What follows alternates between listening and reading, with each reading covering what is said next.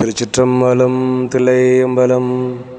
அண்ணாமலையம் அண்ணா போற்றி, கண்ணாரமுதக்கடலே போற்றி, அருள் தரும் உண்ணாமுலையமனுடனாகிய அருள்மிகு அண்ணாமலையார் மலரடிகள் போற்றி போற்றி. நால்வர் புற்றாள் எவயிர்த்துணையே, அருவன்மை நாயன்மார் மலரடிகள் போற்றி போற்றி. எல்லாமல்ல இறைவனுடைய திருவருளையும் குருவருளையும் வணங்கி அனைத்து அடியார் பெருமக்களுடைய திருவடி தாமரைகளையும் வணங்கிக் கொள்கிறோம். இன்றைய நாளிலே புன்சை புளியம்பட்டியிலே அமையப்பெற்றிருக்கின்ற அருமையான சிவாலயம் அண்ணாமலையார் கோயில்.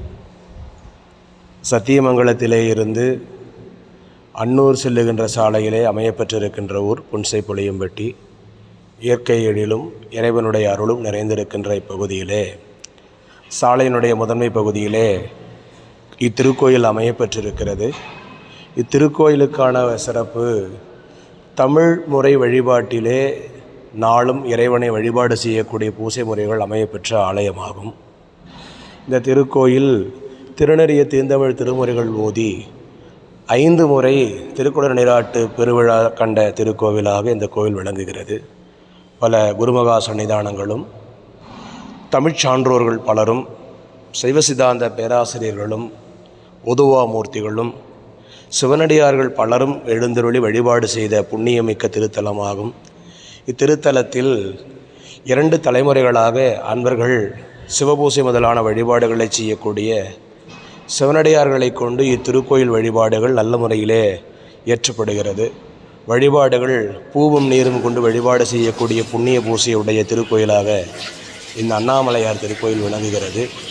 இத்திருக்கோயிலிலே கருவறையிலே மூலமூர்த்தியாக இறைவன் சிவலிங்க திருமேனியை கொண்டு இடமாக கொண்டு எழுந்தருளி இருக்கின்றார். சிறிய திருமேனியாக இருந்தாலும் மிகுந்த அழகுடைய திருமேனியாக அண்ணாமலையார் விளங்குகிறார். அதனோடு சமயக்குறவர்கள் 4 பெருமக்களும் நாயன்மார்களுடைய வரலாற்றை நமக்கு பெரிய புராணமாக அருளி செய்த தெய்வ சேக்கிழார் பெருமானுக்கும் சைவ சித்தாந்த சந்தான பேராசிரியர்களுக்கும் இங்கே திருமேனிகள் அமையப்பெற்றிருக்கிறது. அதனோடு அருவாண்மை நாயன்மார்களுக்குரிய அழகிய திருமேனிகளும் இத்திருக்கோயில் வளாகத்திலே அமையப்பெற்றிருக்கிறது.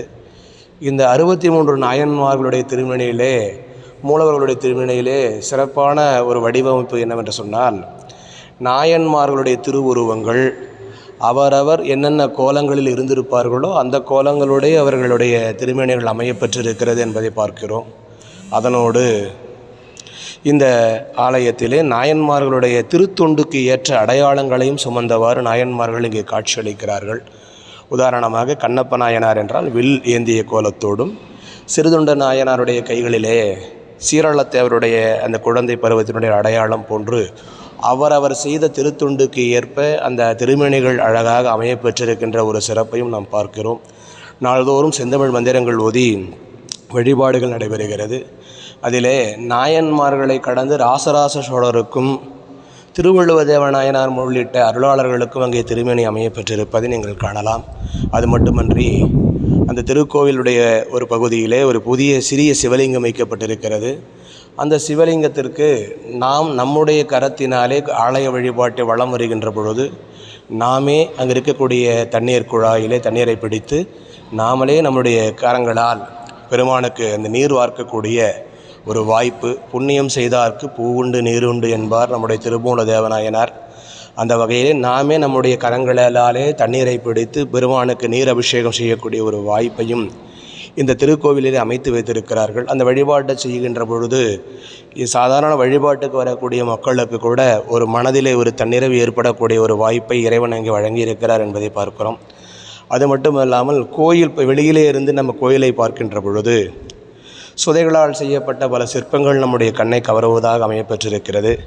அதிலே நடராச பெருமானுக்குரிய 5 சபைகள் என்று சொல்லக்கூடிய அம்பலங்கள் அங்கே சிறப்பாக புடைச்சிற்பங்களாக சுதைகளாக அமைக்கப்பெற்றிருப்பதை பார்க்கிறோம். அதேபோல் பஞ்சபூத தலங்கள் என்று போற்றக்கூடிய நிலம், நீர், நெருப்பு, காற்று, ஆகாயத்துக்குரிய 5 தலங்களுடைய சிற்பங்களும் அங்கே அமையப்பெற்றிருக்கிறது.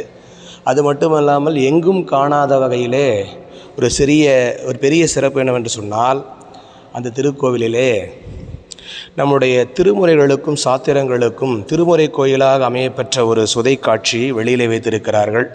தோத்திரமும் சாத்திரமும் ஆனார்தாமே என்பார் திருநாவுக்கரசு பெருமான்.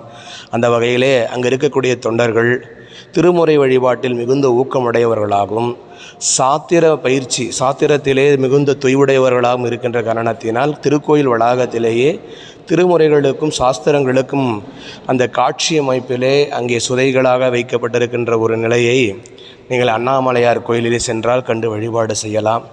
தினமும் திருமுறைகள் பாராயணம் செய்யக்கூடிய வழிபாடுகளும் புராணங்களை சிந்திக்கக்கூடிய தொண்டர்களும் சித்தாந்த கருத்துக்களை ஊக்கத்தோடு சிந்திக்கக்கூடிய தொண்டர்களும் நிறைந்த ஆலயமாக அமையப்பெற்றிருக்கிறது.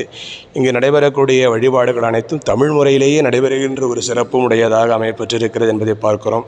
சிறிய கோயிலாக இருந்தாலும் மிகுந்த அழகோடு சுத்தமாக நல்ல முறையிலே பராமரிப்பு செய்யப்பட்டு வழிபாடுகளை வரக்கூடிய அன்பர்களை நன்றாக ஆற்றுப்படுத்தி சமய நெறியிலே மக்கள் தொடர்ந்து ஈடுபடுவதற்குரிய வாய்ப்பையும் நல்கக்கூடிய ஒரு அழகிய திருக்கோயிலாக அமையப்பெற்றிருக்கிறது. நாம் திருவண்ணாமலைக்கு சென்று அண்ணாமலையாரை கண்டு வழிபாடு செய்வதைப் போல புன்சை புளியம்பட்டியிலே அமையப்பெற்றிருக்கக்கூடிய அண்ணாமலையார் ஆலயத்திற்கும் சென்றால் இறைவனுடைய திருவருளையும் நாயன்மார்களுடைய குருவருளையும் அங்கே வழிபாடு செய்யக்கூடிய தொண்டர்களுடைய அன்பையும் நாம் முழுமையாக பெற முடியும் என்பதை இந்த காணொளியின் மூலமாக காட்சிகளாகவும் செவிவழிச் செய்திகளாகவும் சொல்லி அன்பர்களுடைய திருவடிகளை வணங்கி கொண்டு அண்ணாமலையாருடைய திருவடிகளையும் வணங்கி கொண்டு இத்திருக்கோயில் மென்மேலும் மக்களிடத்திலே செய்திகள் பரவ வேண்டும். நிறைய அன்பர்கள் வழிபாட்டுக்கு வந்து இந்த காட்சி கண்டு வழிபாடு செய்ய வேண்டும் என்ற ஒரு வேட்கையின் காரணமாக இந்த பதிவீடு செய்யப்படுகிறது. யாம் பெற்ற இன்பம் பெருகையோ வையகம் என்பார் திருமூலதேவ நாயனார். எனவே அன்பர்கள் அண்ணா புன்சை புளியம்பட்டிற்கு எழுந்தருள்க, அண்ணாமலையாரை கண்டு வழிபாடு செய்து சிவபுண்ணியத்தை பெறுக என்று அன்போடு தெரிவித்துக் கொள்ளுகிறோம். நிறைமொழி மாந்தர் திருமுறை திருமடம் ஆரூரன் சிவபவானி. அதனோடு இந்த காட்சிகளை தொகுத்தவர் அம்மாப்பேட்டை சேலத்தை சார்ந்த சிவ திரு சௌந்தரராஜன் ஐயா அவர்கள். சிவாய நம. நன்றி. திருச்சிற்றம்பலம்.